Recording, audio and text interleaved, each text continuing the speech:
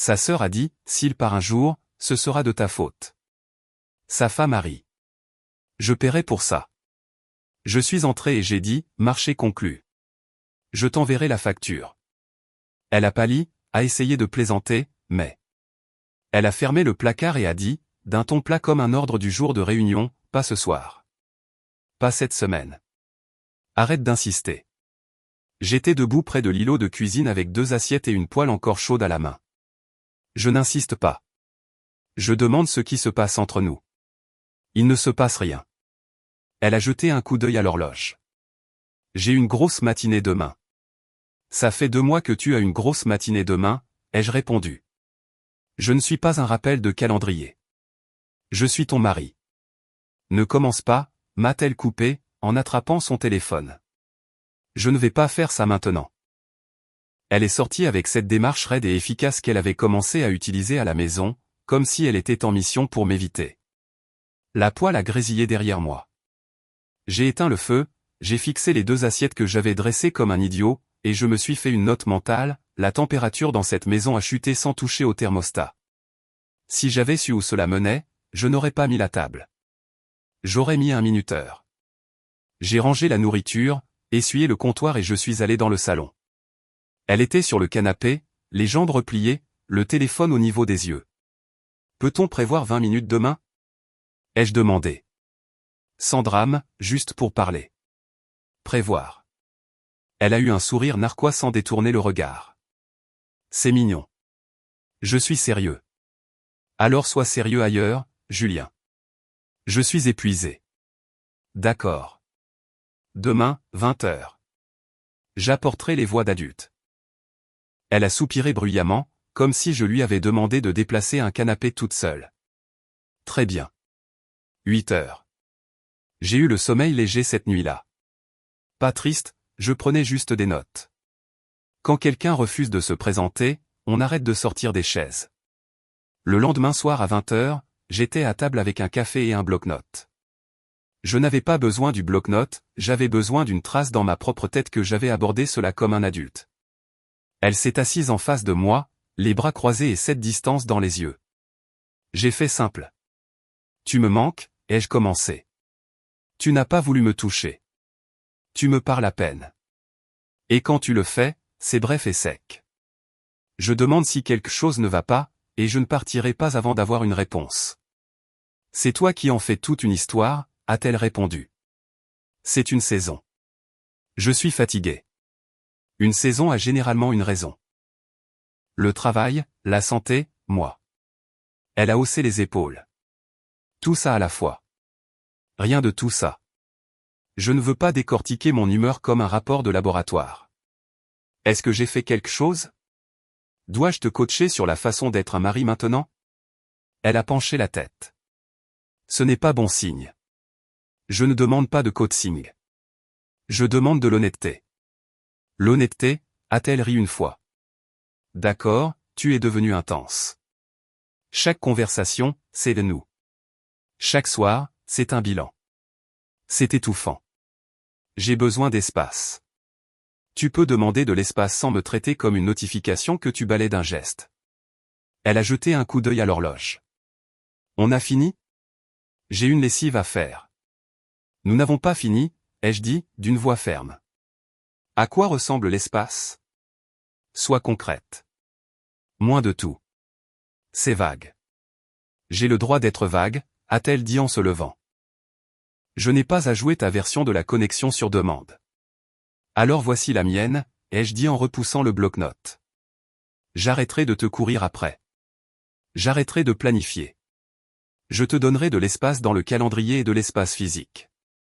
Mais je ne serai pas un service public que tu utilises quand ça te chante. Si tu veux en finir, dis-le. Je ne veux pas en finir.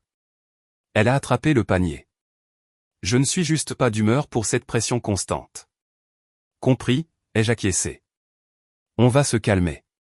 Aussi, j'annule le dîner de couple chez les Durand ce week-end. Inutile de sourire pour des étrangers. N'annule pas mes projets, a-t-elle lancé sèchement. C'étaient nos projets. Je me retire. Tu es libre d'y aller. Elle m'a dévisagé une seconde, en train de recalculer. Peu importe. Elle a quitté la pièce. J'ai regardé l'embrasure de la porte, j'ai pris une inspiration et j'ai fait un petit ajustement dans ma tête. Je venais de poser ma première limite. Fini les apparitions par défaut. Fini de traîner ma dignité dans des pièces où on la garait près de la porte. Quelques jours plus tard, je suis arrivé tôt à mon atelier. Zone industrielle, sol en béton, l'odeur d'huile et de travail honnête. Léo, mon chef mécanicien, m'a tendu un café. On dirait que tu as dormi sur une liste de choses à faire, a-t-il dit. Presque, lui ai-je dit. J'ai dormi sur une décision. Une grosse? Réduire la voilure à la maison, ai-je dit en retournant le panneau, ouvert.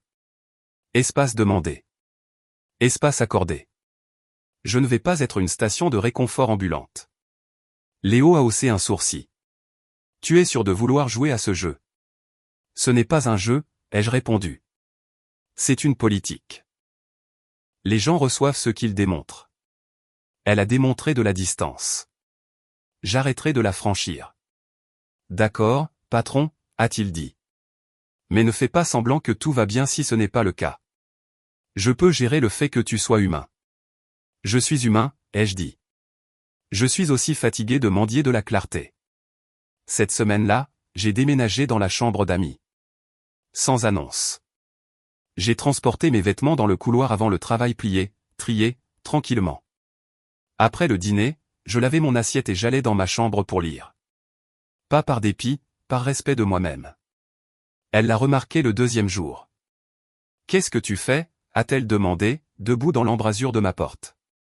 Je respecte ta demande, ai-je répondu, sans lever les yeux de mon livre. L'espace. Ce n'est pas ce que je voulais dire. Alors tu pourras le définir quand tu seras prête.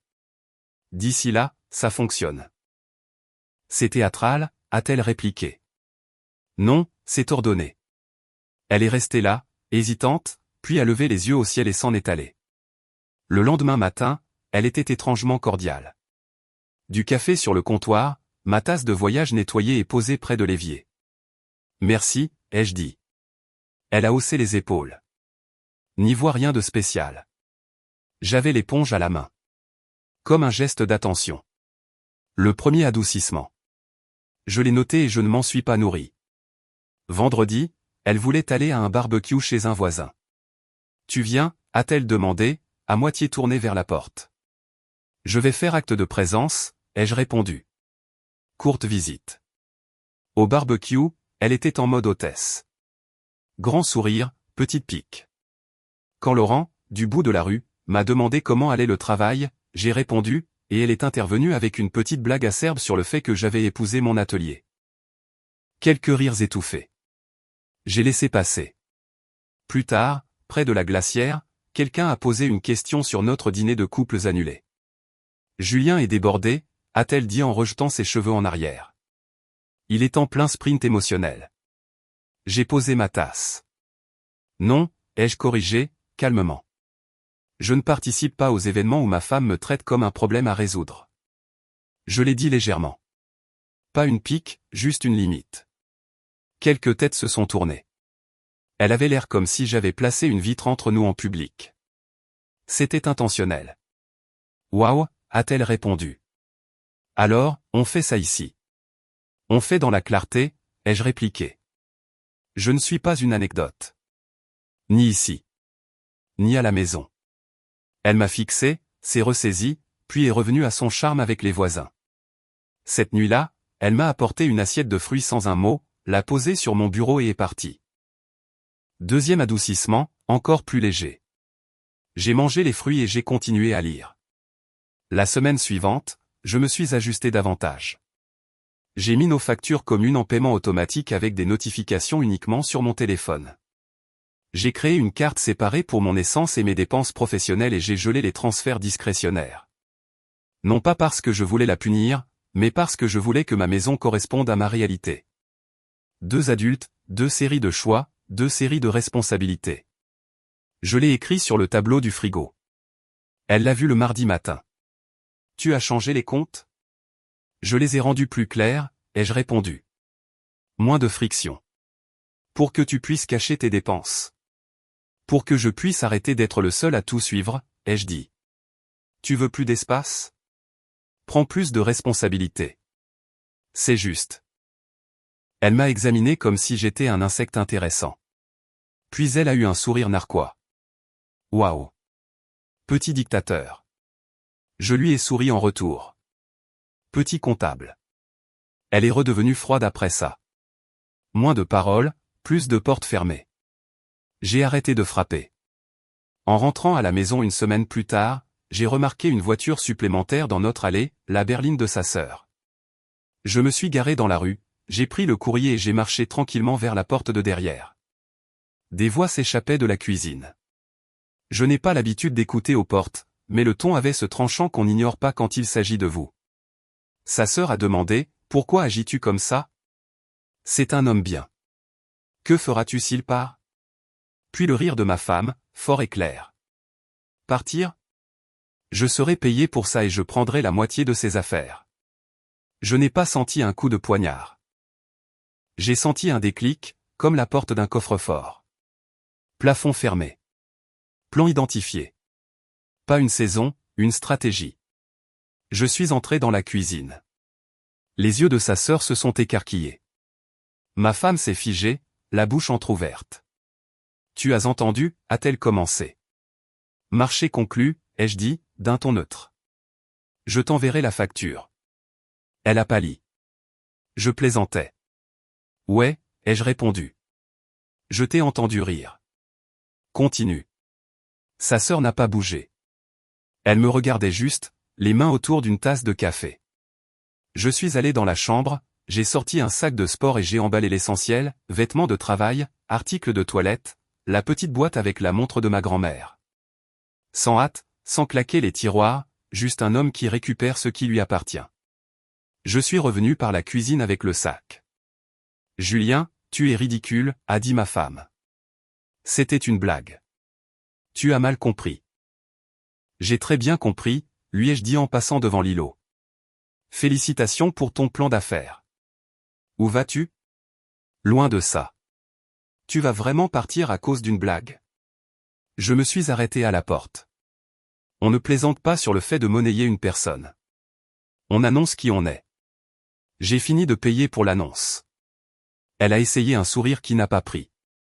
Tu surréagis. Peut-être, ai-je dit. Mais surréagir vaut mieux que de manquer de respect envers moi-même. Ne fais pas ça, a-t-elle lancé, un ton désespéré s'insinuant dans sa voix. On peut parler demain. Non, ai-je répondu. On a parlé.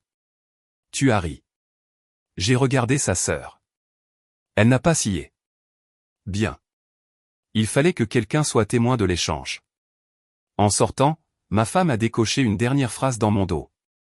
Pourquoi est-ce que tu fais ton numéro? Je plaisantais, c'est tout. Tu as mal entendu. J'ai tourné la poignée, j'ai regardé par-dessus mon épaule. Ouais, j'ai entendu à quel point c'était drôle. Continue comme ça.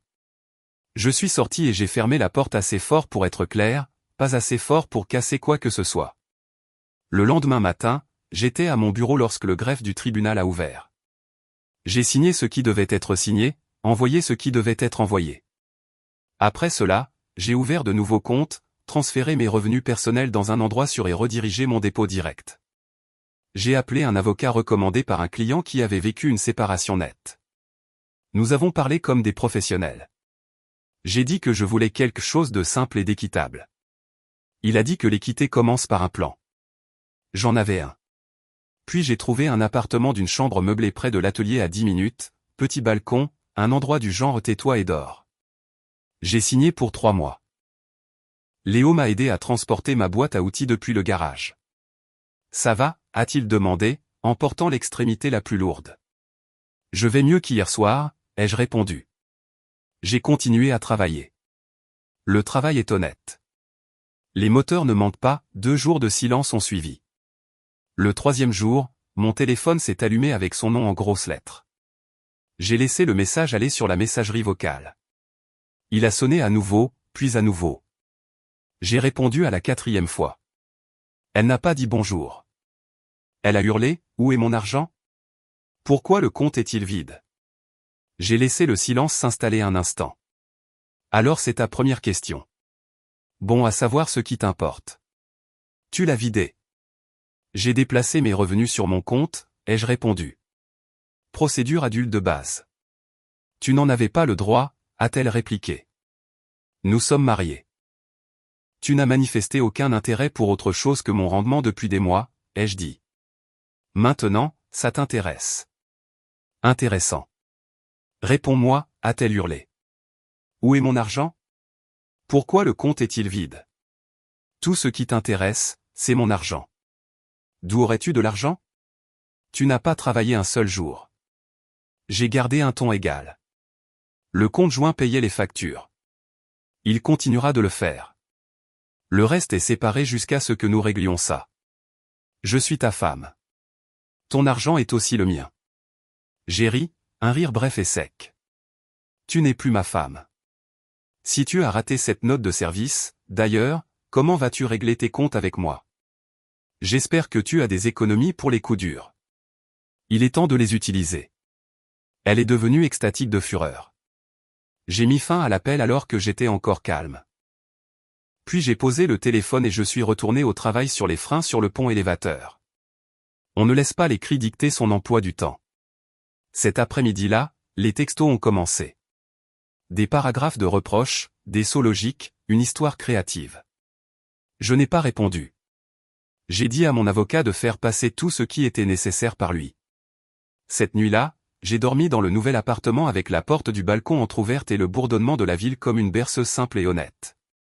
Dans les jours qui ont suivi, elle a lancé une petite campagne. Des amis communs ont entendu des histoires selon lesquelles je m'étais enfui avec quelqu'un d'autre, que je l'avais laissé sans le sou, que j'étais froid et cruel. Les gens m'appelaient avec ces nouvelles comme s'ils me tendaient un bulletin météo que je ne pouvais pas changer. Laurent, le voisin, a appelé en premier. Mec, elle raconte n'importe quoi. Je n'entre pas dans son jeu, lui ai-je dit. Si quelqu'un se soucie assez de me le demander, je répondrai. S'ils ne le font pas, ils peuvent profiter du spectacle. Tu veux que j'organise une soirée de la vérité, a-t-il plaisanté. Non, je vais juste vivre ma vie et laisser ça être ma déclaration. 2 jours plus tard, je suis passé chez Laurent pour un barbecue dans son jardin. Des potes, des burgers, un bruit inoffensif. J'avais prévu de rester dans mon coin et de m'occuper de mon assiette. Je n'avais pas prévu qu'elle se montre. Elle est entrée comme si le quartier lui appartenait, m'a jeté un regard plat et a commencé à travailler la foule. Je suis resté calme. Elle a attendu qu'il y ait assez d'oreilles, puis a élevé la voix. Eh bien, regardez qui a décidé de rejoindre le monde des vivants, a-t-elle annoncé, les yeux sur moi. Trop occupé avec ton nouvel arrangement pour soutenir ton foyer. I set my plat down. Careful, he said. You're confusing silence with permission. Nous savons tout ce qui s'est passé, a-t-elle poursuivi. Il m'a mise à la porte financièrement. Il m'a laissé sans rien. Quelques personnes se sont senties mal à l'aise. Laurent nous regardait comme un arbitre. J'ai gardé ma voix égale. Personne n'a été mis à la porte. J'ai quitté une maison où j'étais traité comme une carte de débit avec des chaussures. Les factures sont payées. Les luxes ne le sont pas. C'est la politique. Tu es incroyable, a-t-elle dit. Tu as monté tout le monde contre moi. Je n'ai dit un mot à personne, ai-je répliqué. Toi, si. À haute voix. Puis sa sœur, que je n'avais pas vue depuis la cuisine, a pris la parole depuis les marches où elle était assise tranquillement. Il dit la vérité, a-t-elle dit, la voix ferme. Toi et moi avons pris un café. Tu m'as dit exactement ce que tu pensais de lui et de son argent. Tu en as ri. Le jardin est devenu très silencieux. Ma femme a cligné des yeux comme si elle avait été giflée par l'air. Tu prends son parti? Je dis ce qui s'est passé, a répondu sa sœur. Ne me fais pas répéter les phrases. Personne ne voulait de dispute dans le jardin de Laurent, surtout pas Laurent. Il s'est raclé la gorge. Restons respectueux. C'est respectueux, ai-je dit. C'est moi qui me respecte. Les yeux de ma femme ont commencé à chercher des sorties. Julien, pouvons-nous parler seuls, a-t-elle demandé, la voix soudainement douce. Mets-le par écrit, ai-je répondu. J'en ai fini avec les sommets dans le couloir. J'ai fini mon burger, j'ai remercié Laurent, j'ai serré quelques mains et je suis parti. C'était ma limite publique. Pas de cris, juste des lignes tracées là où tout le monde pouvait les voir. Ce soir-là, elle a envoyé un texto, pas un paragraphe cette fois. 3 mots, tu me manques. Puis une photo d'une assiette de pâtes. Puis, on peut se voir? Je cuisinerai. J'ai regardé les points apparaître et disparaître. Adoucissement numéro 2. Je me suis permis un souffle de nostalgie pour les nuits où nous étions dans la même équipe. Puis j'ai posé le téléphone et je suis allé courir. Un homme peut reconnaître l'histoire sans y retourner en rampant. Le lendemain matin, elle a de nouveau changé de tactique. Urgent, disait le texto. Nous devons discuter de l'hypothèque. J'ai répondu, envoie ta proposition par l'intermédiaire de l'avocat. J'essaie d'être raisonnable, a-t-elle répliqué. Moi aussi, ai-je écrit en retour. Le raisonnable se fait par écrit. Elle a appelé. J'ai laissé sonner. Puis elle a laissé un message vocal avec une voix que je n'avais pas entendue depuis des mois. Douce, presque suave. Julien, j'ai dépassé les bornes. J'ai eu peur et j'ai dit des choses stupides. Pouvons-nous repartir à zéro? Peut-être un dîner. Sans pression. Je suis allé au travail sans répondre. À midi, Léo s'est assis avec moi sur le trottoir derrière l'atelier. Tu es de marbre, a-t-il dit. Je suis stable, ai-je corrigé. Tu as le droit de flancher. Je l'ai fait, lui ai-je dit. Une fois, dans la cuisine. Puis je me suis ajusté. Il a hoché la tête, a donné un coup de pied dans un caillou. Si elle se pointe ici, tu veux que je fasse diversion? Je veux que tu t'occupes du pont élévateur, ai-je dit. Si elle se pointe ici, je gérerai ma vie sur mon propre terrain. Elle s'est pointée cet après-midi-là. J'étais sous une voiture quand la cloche du bureau a sonné et que sa voix est parvenue jusqu'à moi. Julien est là. Je suis sorti de sous la voiture, je me suis essuyé les mains et je me suis tenu dans l'embrasure de la porte. Elle portait un maquillage soigné et ce cardigan qu'elle met quand elle veut avoir l'air accessible. Elle tenait un sac en papier comme une offrande de paix. J'ai apporté à manger, a-t-elle dit en le levant. J'ai mangé, ai-je répondu, les pouces accrochés à mes poches arrière. On peut parler? Elle a jeté un coup d'œil à Léo, qui a soudainement trouvé une raison urgente d'inventorier des boulons. On peut parler ici même, ai-je dit brièvement. Elle a pris une inspiration.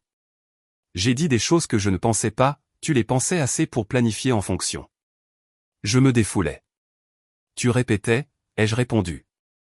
Ne nous insultons pas, elle s'est approchée d'un pas, notre relation me manque. C'est le confort qui te manque, ai-je dit. L'objet. Ce n'est pas juste. C'est exact. Ses yeux se sont durcis une seconde, puis se sont adoucis comme si elle se souvenait de sa stratégie. S'il te plaît. 10 minutes. Juste nous. Je ne fais plus de réunions à huis clos avec toi, ai-je répliqué. Tu veux discuter de logistique? Envoie-moi un courriel. Tu veux t'excuser? Envoie-le une fois. Je le lirai une fois. Elle a serré plus fort le sac en papier. Tu n'as pas à être cruel. C'est moi qui suis gentil, ai-je dit. La cruauté, c'est de te laisser penser que rien n'a changé. Elle est restée là, le sac affaissé, et a réalisé que ça n'allait pas marcher. Très bien, a-t-elle lancé sèchement. Tu auras de mes nouvelles par quelqu'un d'autre, alors. J'attends ça avec impatience, ai-je répondu et je suis retourné à la voiture sur le pont élévateur. Les actes l'emportent toujours sur les mots. Cette nuit-là, elle a déchaîné une dernière rafale d'histoires. Des amis m'ont envoyé des captures d'écran. Je n'ai couru après personne. J'ai cependant appelé ma mère et mon frère et je leur ai donné la version courte pour qu'ils l'entendent de ma part. Puis j'ai envoyé un seul texto de groupe aux quelques personnes qui comptaient, nous nous séparons. Je ne discute pas des détails. Je vais bien. S'il vous plaît, ne choisissez pas de camp. C'était tout. Ma vie n'était pas une manifestation. Une semaine plus tard, mon avocat m'a envoyé un texto pour me dire que les déclarations financières étaient arrivées. Pas de surprise. J'ai signé ce qui protégeait mon travail, ma retraite et la maison que j'avais achetée avant le mariage. Les biens communs étaient clairs et modestes. La paperasse a suivi son cours. Elle a quand même appelé cette nuit-là, la fureur de retour dans sa voix. Tu essaies de me laisser sans rien. Je te laisse avec exactement ce que tu as apporté et ce que nous avons construit sur le papier, ai-je répondu. Pas l'histoire que tu as essayé d'écrire. Tu es sans cœur. Je suis responsable. Elle a essayé le dernier levier. Nous étions une équipe. Les équipes ne mettent pas un joueur sur le banc pour encaisser ses chèques, ai-je dit. Tu ne voulais pas un coéquipier. Tu voulais un pourvoyeur sans présence. Je ne suis pas volontaire pour ça. Tu ne me donnes même pas une chance. Je t'ai donné des mois, ai-je répliqué. Tu les as passés à auditionner pour un dédommagement. Silence, puis une inspiration brusque. Tu le regretteras. Je ne regrette pas de protéger mon respect, ai-je dit. Je regrette d'avoir mis si longtemps. Elle a raccroché.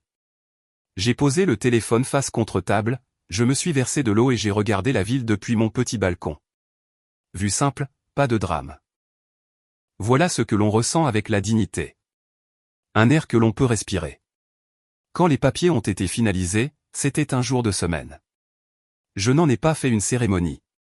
J'ai conduit jusqu'à l'ancienne maison avec une clé qui fonctionnait encore. J'ai traversé des pièces qui nous avaient connus tous les deux et j'ai vérifié la liste. Service public transféré, serrure changée avec une date prévue, clé de la boîte aux lettres dans ma poche, ces derniers cartons étiquetés et empilés poliment près de la porte du garage pour être récupérés. Nous avions déjà arrangé le calendrier par courriel. Elle avait emménagé dans un endroit plus petit de l'autre côté de la ville, une résidence où le stationnement est difficile et où les voisins entendent tout. Sa sœur m'a envoyé un seul texto, elle déménage ce week-end. Je n'ai pas répondu. Pas de la froideur, une conclusion. La pelouse avait l'air fatiguée. Je l'ai tondue. Mes mains aiment réparer les choses quand ma tête en a fini avec elle. Je fermais la maison à clé quand sa voiture est entrée dans l'allée. Elle est sortie rapidement, s'est arrêtée à quelques mètres et m'a étudié comme si j'étais un étranger sur son Porsche. Tu reprends vraiment tout, a-t-elle dit, en faisant un geste vague vers la maison.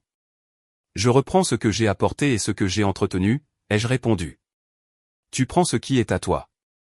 Elle a jeté un coup d'œil au carton. C'est tout? C'est ce que tu as laissé, ai-je dit. Je pensais que tu serais.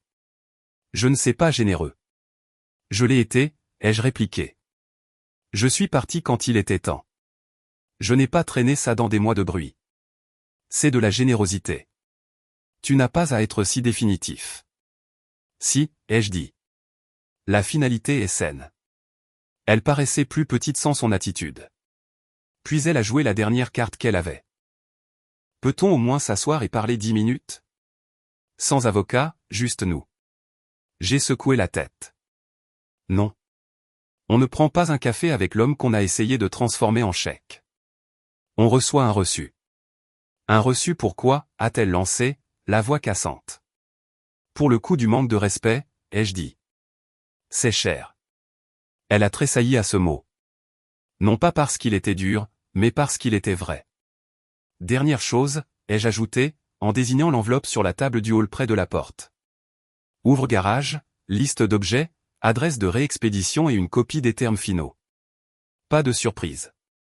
Elle a fixé l'enveloppe comme si elle pouvait mordre. Tu as vraiment changé les serrures.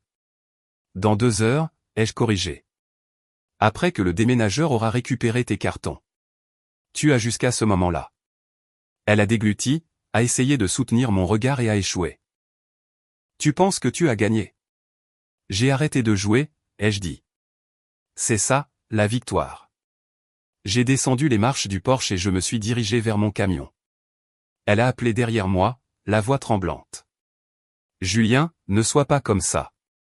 J'ai fait une pause à la portière du conducteur, je me suis tourné légèrement. C'est exactement qui je suis quand le respect quitte la pièce. Net, silencieux, terminé. J'ai ouvert la portière. Prends soin de toi.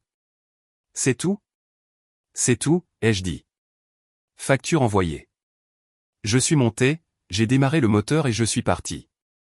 Pas de musique, pas de tour de victoire, juste la route. Simple et droite. 2 mois plus tard, la maison me semblait à nouveau mienne. Non pas parce qu'elle était vide, mais parce qu'elle était ordonnée. L'atelier dans le garage avait de nouveau de vrais établis, pas un lieu de stockage pour le ressentiment. Léo et moi avons terminé un projet parallèle de reconstruction d'un vieux V8. Le vendredi soir, après le travail, je faisais des grillades sur la terrasse arrière avec quelques copains de l'atelier. On racontait des histoires de voitures qui se rebellaient et de clients qui laissaient des tartes en pourboire. Des hommes normaux, des rires normaux. Personne ne jouait un rôle. J'ai changé le pick-up que je bichonnais depuis des années. Rien de tape à accent grave-l'œil, juste un qui démarre, qui transporte et qui ne discute pas. Le dimanche matin, je le sortais tôt et je parcourais les routes de campagne avec du café dans un thermos. Non pas parce que je fuyais quelque chose, mais parce que j'aime le calme. Je ne cherchais personne de nouveau. La vie a une façon de mettre des gens sur votre chemin quand vous arrêtez d'essayer de les y traîner. La sœur d'un client a amené sa berline pour un voyant moteur et a posé 3 questions intelligentes. Elle avait un sens de l'humour pince sans rire et une carrière dont elle ne s'excusait pas. Nous avons parlé 2 fois dans le hall sans échanger de numéro. La 3e fois, elle m'a tendu une carte. Si jamais vous voulez essayer une brasserie qui sert des œufs sans discours, a-t-elle dit, appelez. Une semaine plus tard, nous l'avons fait. C'était facile. Pas de performance, pas de test. Nous avons mangé des crêpes et nous nous sommes moqués du monde de manière douce. Quand elle m'a demandé ce qui s'était passé avant elle, je lui ai donné 3 phrases, pas une saga.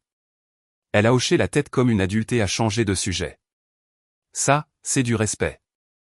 Des nouvelles de mon ex me sont parvenues par des connaissances communes qui m'envoient encore des photos de leurs enfants et de leurs projets de maison. Elle avait déménagé dans une résidence moins chère, puis avait pris une colocataire pour payer ses mensualités. Elle a essayé de lancer une petite affaire en ligne et a découvert qu'on appelle ça se démener parce que c'est du travail. Sa sœur s'est arrêtée à mon atelier un après-midi, non pas pour remuer quoi que ce soit, juste pour récupérer sa voiture. Au comptoir, elle a hésité. Tu as géré ça avec plus de grâce que je ne l'aurais cru possible, a-t-elle dit. J'ai géré ça comme un homme qui n'avait plus envie de saigner en silence, ai-je répliqué. Elle continue de dire aux gens que tu as été cruel, a dit la sœur. J'ai été clair, ai-je répondu. Le cruel aurait été de rester et de faire semblant. Elle a hoché la tête, a signé le reçu et est partie. Un jeudi tranquille, je me promenais dans ma maison après le dîner, j'éteignais les lumières et je me tenais dans l'embrasure de la chambre d'amis, la chambre où j'avais emménagé quand je croyais encore que l'espace pouvait être un pont au lieu d'un mur. Je n'ai pas ressenti de triomphe. J'ai ressenti un alignement. Tout correspondait à nouveau, mes choix, ma maison, ma compagnie, mon sommeil. On peut aimer une personne et décider qu'elle n'a pas le droit de gérer votre valeur. On peut vouloir réparer quelque chose et réaliser qu'on était le seul à avoir une clé à molette. Ce n'est pas courageux de partir quand quelqu'un vous dit qu'il va vous monnayer. C'est adulte. Et ce n'est pas une vengeance de vivre mieux. C'est juste vivre, sans un poids sur la nuque. La dernière fois que j'ai eu de ses nouvelles, elle a envoyé un message sans ponctuation, j'ai appris ma leçon, peut-on au moins se voir une fois? Je suis resté assis avec ça 1 minute, puis j'ai tapé, j'espère que oui. Je te souhaite le meilleur. Pas de rencontre. Elle a répondu par un seul mot, pourquoi j'ai envoyé la dernière ligne que je lui enverrai jamais, parce que la facture a été payée. Puis j'ai posé le téléphone, je suis sorti sur ma terrasse arrière et j'ai regardé le soir s'installer sur une maison qui me respecte en retour.